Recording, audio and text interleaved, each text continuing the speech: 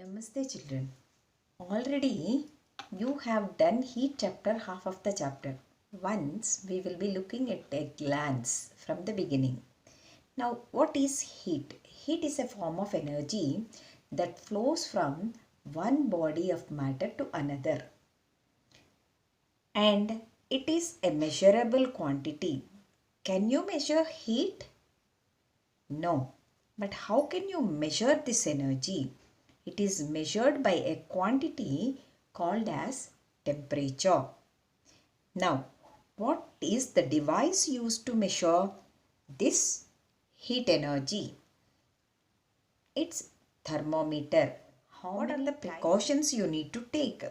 Suppose if you have considered these are named, the thermometers are named by the scales, but actually where they will be used, the centigrade thermometer will be using in laboratories. Fahrenheit thermometer also will be used in laboratories. Kelvin scale thermometer is used in the research laboratories and research centers, and clinical thermometer is used to record the human body temperatures. So different scale thermometers are there, but the device is only thermometer. So now here heat is energy and temperature is the physical quantity.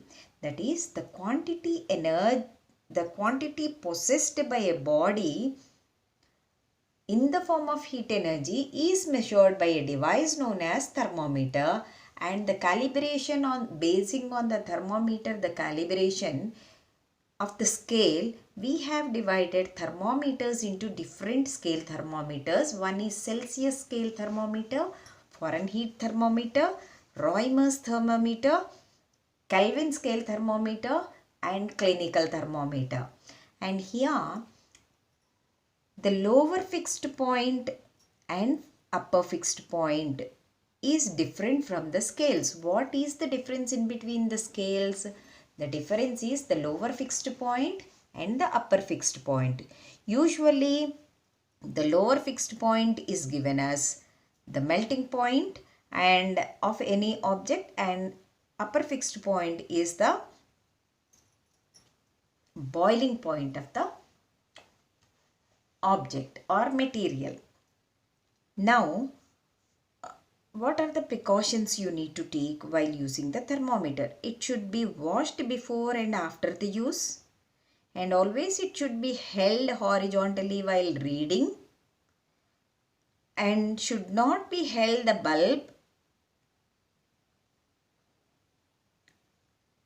by the hand and should be handled with care. And the calibration, how it is given in the laboratory thermometer, the range will be minus 10 degrees centigrade to 110 degrees centigrade. So the divisions in between the scale from lower fixed point to higher fixed point is 100 degrees centigrade.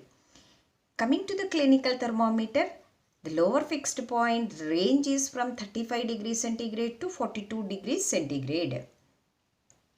And the normal body temperature is 36.9 degrees centigrade. And another thermometer what we will be using, the 6S maximum minimum thermometer, which is used to measure the weather temperature. So in the laboratory we are using centigrade scale thermometer and Fahrenheit scale thermometer. In research laboratories, the Kelvin scale. So this is the SI unit of heat energy. What is the SI unit of heat energy? Kelvin scale, Kelvin. And the lower fixed point is minus 273 degrees centigrade and upper fixed point is 373 degrees centigrade. So again the divisions will be 100 in the middle. Whereas in the slide when you are observing, what is, this is actually till here I think you have discussed. And what is the difference between clinical thermometer and laboratory thermometer? The main difference is clinical thermometer will have a clink. Clink means a curve which obstructs the backflow of mercury into the bulb. What does the thermometer bulb contain? Mercury. What is mercury? Mercury is a liquid metal and it is usually metals are solids, only this is the metal which is present in the liquid state. Why we are using? Since metals have one property, that is lustrous, shiny, and this liquid metal easily expands on heating, and since it is a shining, metals are shiny, we can able to read the reading very easily in the bore of the thermometer. What is mean by bore? A hair-like tube which is present in the thermometer, which allows the flow of mercury through it from the bulb, and where it is stopped, that is the reading.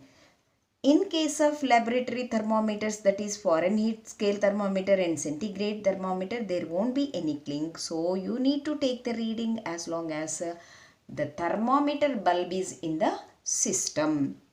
And always thermometer should be placed horizontally. You should not handle by the bulb. These are the precautions you need to remember, and why we are using mercury in the thermometer. Also, one of the reason is lustrous and easily expands when it is at low temperature. Now coming to what are the characteristics of heat? Heat always, any energy, not only heat energy, this is the basic form of energy, but any energy flows from higher level to lower level. Suppose if you are considering water in a river, it flows from high level to low level. For example, waterfalls, they will be falling from high altitude to the ground. It won't go from ground to up. Same way, from low level of energy does not flow to high level. Always from high level to low level. For example, it is given here, heat always transfers from body of high temperature to the body of low temperature. And it is spontaneous. It is spontaneous from hotter body to a colder body. Now what is heat actually? Heat is nothing but the degree of hotness or coldness of a body. The degree here is nothing but the amount of heat. The amount of heat energy. How you are measuring? By using a thermometer. Yes. Now, for example, heat flows from higher temperature to lower temperature. Suppose your mother given hot milk to you and you need to go to school within 4 minutes. You need to reach from your house because you are staying in the campus only. So, but the time is moving. Then what you will do? You will put the cold hot milk glass in the cold water. Now when you observe, touch the water surrounding the glass, what you will feel? The water becomes hot. That means before water was cool, your milk was hot. Slowly your milk is going to get cooled. How it is cooling? Because when you compare, the hot milk is having high temperature when compared to the water where you put. So from that high temperature, it is going to the low temperature water. So water also possesses, any body possesses heat energy, internal heat energy. That internal heat energy level only known as temperature. See, even since, see, you are not having fever, even though the normal body temperature we will say. Same way, any material will possesses heat energy. So, when you compare your hot milk glass to the water where you are putting in, suppose in a bucket of water possesses low heat temperature when compared to your hot milk. So, now hot milk is having high temperature. Now, when you are putting, the surrounding water is becoming hot, means the temperature from milk to water it is transferred. So this is the example, heat always transfers from higher temperature to a body at lower temperature. Now if you observe in day-to-day life, In our daily life, we come across a number of objects. Some of them are hot, some of them are cold. For example, I already told your milk, hot milk. Tea is hot, ice is cold. Some objects are hotter than the others and some are colder than the other. We often decide which object is hotter than the other object. How we are able to tell? By touching the objects. We cannot always rely on our senses to touch. Why? Because sometimes the hotness, that energy or the coldness will not able us to touch them. The hotness of an object is measured by its physical quantity, that is the internal level of heat energy. We will say it is called as temperature, and we will be measuring it by using a device known as thermometer. And when we add heat to a body, what will happen? The particles in the body will move. That means its kinetic energy will increase. When we remove heat from a body, the motion of the particles will decrease. That means potential energy of the particles increases, kinetic energy decreases. This is the way, by increasing temperature and decreasing temperature, we can change the state of the materials. For example, by decreasing the temperature, water you can convert into ice. By keeping in refrigerator, what will happening in the freezer? It contains low temperature in the freezer. So, what will happen to the water? It becomes into ice. Whereas, when you keep water bowl on the stove, the internal level energy of that water is increased. So what will happen at that time? The temperature increases and water becomes hot. Then what happens when it is? You can observe the particle movement also when water is getting heated up. Now, what is the quantity which measures the heat energy? Temperature is the physical factor which measures the degree of hotness or coldness of an object. So, temperature is the physical factor or physical quantity which measures the heat energy or internal level energy, that is hotness of a body. So, if the temperature is something that tells us whether the body is hot or cold. Now, what are the effects of heat? Already I told. Again, a simple some more example. When a body is heated, various types of physical and chemical changes takes place. What are the physical changes taking place? Change in the temperature of the material takes place. On adding heat to a body, its temperature increases. That means internal level of energy increases. For a simple example, if you get fever, your 36.9 degrees centigrade will be increasing. Yes or no, children? So, same way, when you are removing heat from a body, its temperature decreases. When you, another example is water. Suppose water, if it is in the water liquid form, you touch it, and when it is removing the temperature and making it into ice, touch the ice, how you will be feeling. Now, change of state, same. The same example you can take. Water can be changed into solid ice when you remove the temperature from it or heat energy from it. And when you heat it or keeping ice outside on a table, it becomes into water. That means you are increasing the temperature in the ice. So change of state. Then thermal expansion. For simple example, again I am telling how. See, one example, expansion. Last year we have seen one experiment, that is, take 3 bowls of water. One is tap water, another one is cold water, ice cold water in another tub, and another tub you take hot water.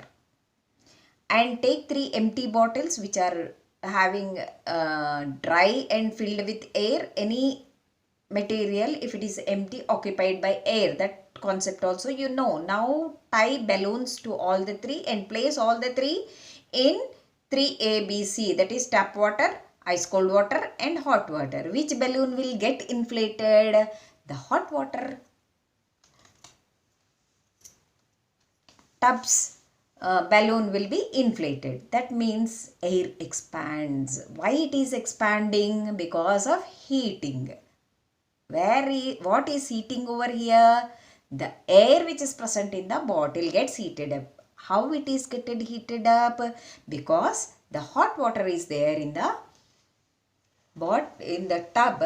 That heat will be enable the air inside to get heated up, and whenever air gets heated up, it expands and moves up so that the balloon will be inflated. This phenomenon is known as expansion. So air expands on heating. Same way materials will expand on heating.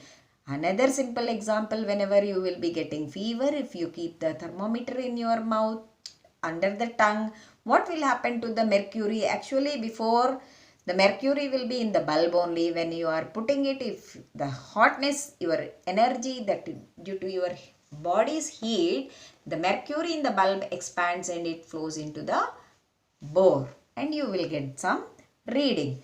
Now, what are the chemical changes occurs? On heating, the reactant, that means which is you are subjecting to heat. For example, you are heating wood. What will happen?